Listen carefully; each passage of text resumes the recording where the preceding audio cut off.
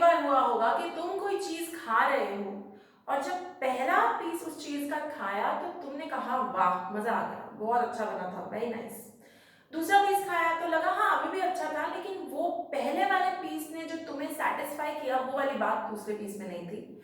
और ऐसे ही third piece में थोड़ी सेटिस्फेक्शन और कम हो गई, चौथे में तो शायद बहुत ही कम हो गई, और पांचवा आते आते तो तुमने कह दिया बस अब और नहीं मैं खा सकता, अब मेरी सेटिस्फेक्शन अगल बगल भी नहीं है, जीरो हो रही है, राइट। यानी कि हम सबके बिहेवियर में ये चीज देखी जाती है कि जब हम कोई कमोडिटी कंटिन्यूअसली कंज्यूम करते हैं, कमोडिटी मतलब कोई भी चीज कोई भी गुड कंटिन्यूअसली कंज्यूम करते हैं, उसकी हमारे लिए सेटिस्फैक्शन कम होती जाती है।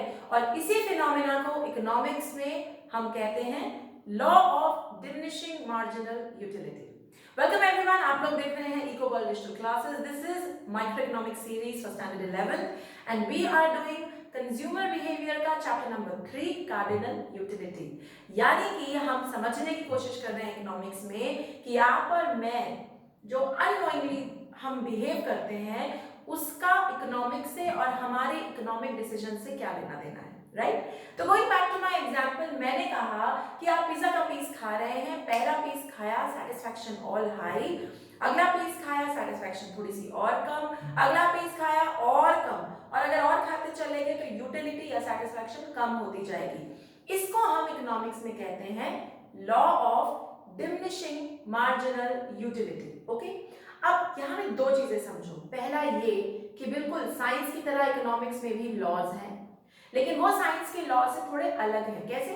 क्योंकि साइंस के लॉज एक्सपेरिमेंट कर करके आए हैं, इकोनॉमिक्स के लॉज ऑब्जर्वेशन और एक्सपेरिमेंट करके आए हैं।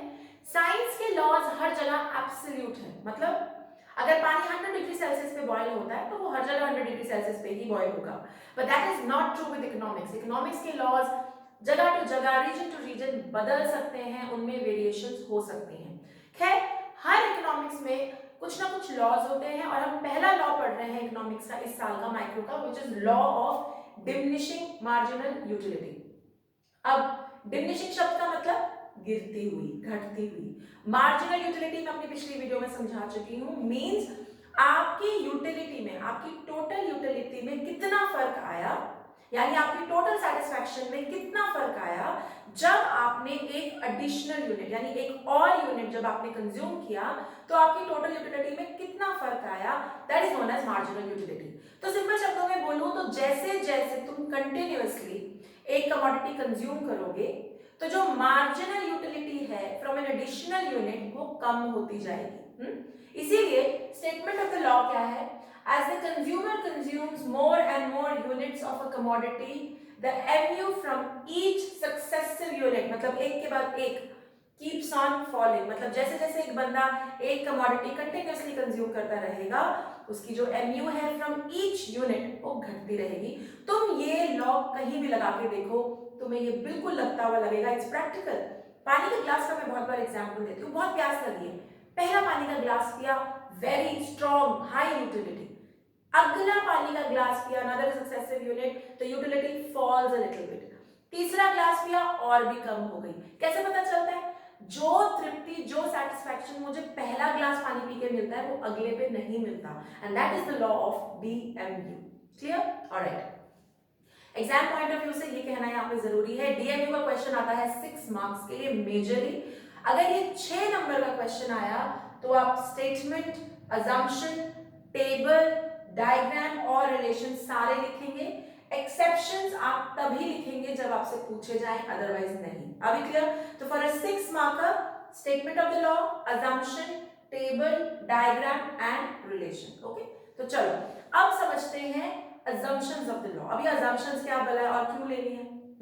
तो मैं कह रही थी कि साइंस के लॉज हैं एब्सोल्यूट, यानी चाहे इंडिया हो, चाहे यूएसए हो, चाहे रशिया हो, if water boils at 100 degree Celsius, we don't need special conditions for it to boil at 100 degree Celsius, वो 100 डिग्री सेल्सियस में ही बॉयल होगा। लेकिन इकोनॉमिक्स में ऐसा नहीं होता, रीजन टू रीजन फर्क होता है, इसीलिए हमें कुछ assumptions लेनी पड़ती हैं, कुछ मान के चलना पड़ता है ताकि वो लॉ ट्रू होल्ड हो सके। ठीक है, तो हर लॉ में assumption है, इस लॉ की assumptions भी करते हैं। पहली assumption इस लॉ की, यूटिलिटी कैन बी मेजर्ड। भाई तुम कह रहे हो कि हर सक्सेसिव यूनिट के साथ MU घट रही है, यानी इन द फर्स्ट प्लेस आप MU को नंबर टर्म्स में एक्सप्रेस कर पा रहे हैं, और ये बहुत बड़ी अजम्पशन है क्योंकि जनरली हम लोग सेटिस्फैक्शन को नंबर टर्म्स में अज्यूम नहीं करते, लेकिन क्योंकि हम कार्डिनल अप्रोच पढ़ रहे हैं तो वहां उन्होंने एक अजम्पशन ले रखी है कि यूटिलिटी को नंबर टर्म्स में एक्सप्रेस किया जा सकता है, and that is why that's the first assumption of this law, utility can be measured. Okay, second, standard unit of measurement. अब इसका क्या मतलब है? तुमने पहले एक ग्लास पानी पिया इतना बड़ा, फिर तुमने अगला एक चम्मच पानी पिया, तो बात एक नहीं है। एक ग्लास पानी और एक चम्मच पानी बात एक नहीं है। इस सिचुएशन में लॉ ऑफ डीएमयू नहीं लगने वाला। ये डीएमयू का लॉ तभी लगता है जब एक ग्लास पिया, फिर उतना ही बड़ा दूसरा ग्लास पिया, फिर उतना ही बड़ा तीसरा ग्लास पिया, यानी स्टैंडर्ड यूनिट ऑफ मेजरमेंट चल रहा है, तब तुम कह सकते हो कि एमयू घट रही है। अब तुम किसी को बोलो कि तुमने एक पूरी चॉकलेट खाई, फिर अगली तुमने एक पीस खाया, मेरे को तो बहुत अच्छा लग रहा है, बुरा नहीं लग रहा। क्यों? क्योंकि लॉ ऑफ डीएमयू लग नहीं रहा, because law of DMU assume करता है कि आप एक ही साइज का एक स्टैंडर्ड यूनिट का आप कंजम्पशन कर रहे हैं। तो पिज्जा का पीस इतना बड़ा है तो उतना ही बड़ा एक और पीस खा रहे हैं, आधा पिचादा एक बुरकी टाइप्स नहीं खा रहे, you not like having a bite. Okay, second, continuous consumption. अब इसको एक्सप्लेन करने के लिए let me take an example. So I really like travelling, मुझे घूमना बहुत पसंद। अब कोविड के चक्कर में मैं गई नहीं साल भर से कहीं भी, तो साल भर के बाद जब मैं घूमने जाऊंगी तो तुम्हें क्या लगता है मेरी मार्जिनल यूटिलिटी कम होगी क्या? What is marginal utility? My satisfaction from an additional unit of a commodity, यानी मेरे प्रीवियस ट्रैवल से अब जब नया ट्रैवल आएगा क्या मेरी यूटिलिटी कम होगी? बिल्कुल नहीं, बल्कि बहुत ज्यादा होगी। क्यों? क्योंकि बीच में साल का गैप आ गया। सिमिलरली आपने आज चॉकलेट खाई, फिर 15 दिन बाद फिर से उतनी बड़ी चॉकलेट खाई, क्या आपकी यूटिलिटी कम होगी? नहीं। क्यों? क्योंकि 15 दिन का गैप आ गया।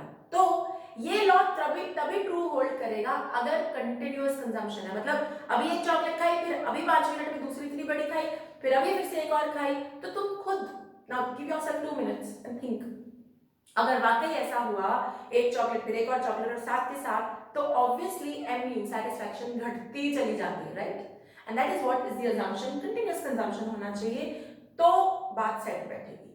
Fine. Fourth point, MU of a रूपी रिमेन्स कांस्टेंट। अब यहां पे बात है समझने वाली, MU ऑफ अ रूपी क्या है? ठीक है, पैसा, मनी, क्या यूटिलिटी है पैसे की? आप पैसे से क्या कर पाते हैं? परचेज कर पाते हैं, चीजें खरीद पाते हैं, यानी पैसे की यूटिलिटी है परचेजिंग पावर। परचेजिंग पावर का कॉन्सेप्ट इकोनॉमिक्स में उसका मतलब ये है कि हमारे देश में एक 100 रुपए के पत्ते से कितनी चीजें खरीद सकते हो तुम, क्या पावर है, परचेजिंग पावर क्या है 100 रुपए के पत्ते। अब यहाँ पे क्या फंडा है? अब मार्जिनल यूटिलिटी ऑफ अ रूपी मतलब एक 100 रुपए के पत्ते से तुमने 2 चीजें खरीद ली, अगले 100 रुपए की चीजों पत्ते से तुमने कितनी चीजें खरीदी, like that marginal utility. Additional unit में कितनी यूटिलिटी है चीजें खरीदने की, परचेजिंग पावर कितना है। अब फंडा क्या है बच्चों, and just keep this in mind, सोचते जाओ मेरे साथ। बिल्कुल ऐसे अंधाधुंध नहीं पढ़ना है इकोनॉमिक्स को, सोचो क्या गुड़गांव में 100 रुपीज की जो वैल्यू है purchasing power, is it same as कालका? Will it be same? Of course you will say no, क्योंकि कालका में हो सकता है 100 रुपए में आए 4 चीजें और गुड़गांव में हो सकता है 100 रुपए में आए एक चीज या आई ही ना, करेक्ट? तो यानी कि marginal utility of rupee is different from place to place. पैसे की यूटिलिटी मुंबई में कुछ और है, दिल्ली में कुछ और है, बिहार, पटना, जयपुर में कुछ और है, राइट? सस्ता महंगे का खेल है। तो अब अगर मार्जिनल यूटिलिटी ऑफ मनी जगह जगह अलग है, तो जब कंज्यूमर डिसीजन लेने बैठेगा कि भाई मुझे ये चीज खरीदनी है कि नहीं खरीदनी, उस पे इस चीज का फर्क पड़ेगा कि उस जगह पर पैसे की यूटिलिटी, परचेजिंग पावर कितना है। अगर मैं गुड़गांव में रहती हूं तो मेरा डिसीजन डिफर करेगा चीजें खरीदने में versus if I live in कालका, राइट?